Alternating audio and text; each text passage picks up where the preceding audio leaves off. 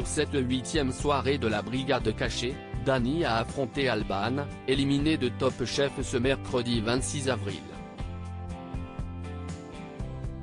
Des retrouvailles au goût amer pour l'ancien bleu, bien décidé à ne pas sortir une deuxième fois. Alors, qui s'est sorti de ce terrible duel? Télé Loisirs fait le point sur cet épisode riche en émotions. Grand écart cette semaine dans Top Chef. Après nous avoir embarqués au crayon pour une cuisine de palace, le concours culinaire de M6 fait la part belle aux grandes tablées familiales et à leurs plats conviviaux. Pour la première épreuve, c'est le chef Michel Roth qui les a mis au défi sur un produit phare de notre quotidien, les pâtes. Mais avant d'être jugé par le chef meilleur ouvrier de France, les assiettes ont été scrutées par les proches des candidats.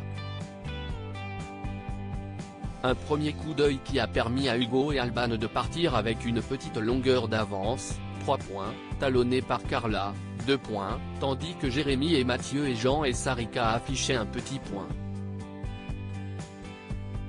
Après dégustation, Michel Roth a préféré les assiettes de Jean et Sarika, qui ont proposé une raviole tressée agrémentée d'une bisque de poisson de roche, et Carla, qui a brillé avec des berlingots tricolores, les qualifiant d'office pour la semaine prochaine. Top Chef 2023, qui a été éliminé du concours de M6 ce mercredi 26 avril, c'est donc la brigade orange, constituée de Mathieu et Jérémy, et une partie de la brigade bleue, avec Hugo et Alban, qui se sont frottés à la dure loi de l'épreuve éliminatoire.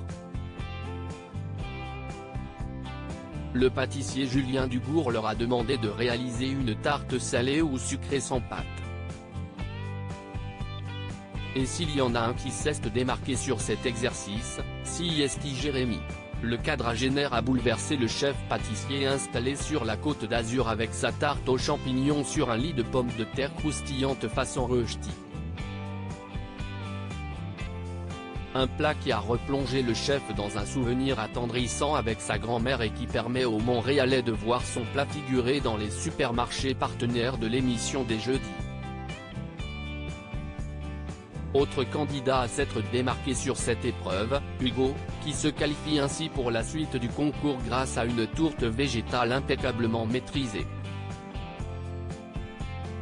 Après dégustation à l'aveugle, Glenn Viel a décidé de sauver l'assiette de Mathieu, qui reste donc dans sa brigade orange, provoquant ainsi l'élimination d'Alban.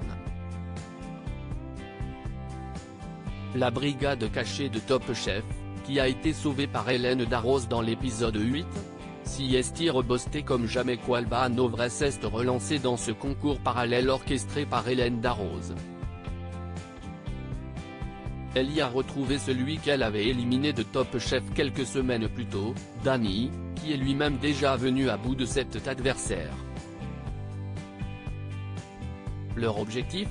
Faire fondre Hélène Darroze, et son acolyte du jour son cousin Jean-Charles, avec un dessert. Alban a choisi de bousculer complètement le jury avec un tiramisu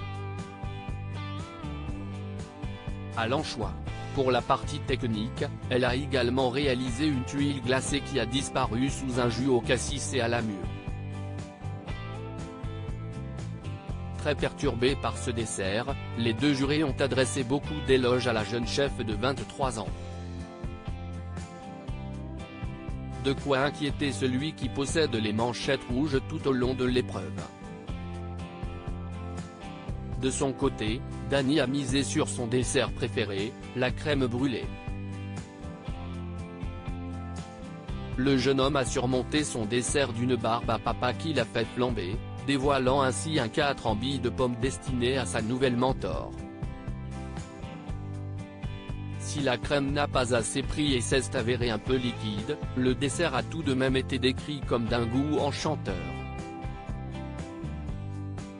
Et c'est donc Dany Ketsar qui a été une fois de plus sauvé par Hélène Darroze. Une chose est sûre, il ne compte pas lâcher ses manchettes rouges de sitôt. À lire aussi Jérémy Palissard, Top Chef, Son père a partagé la scène avec de très célèbres musiciens.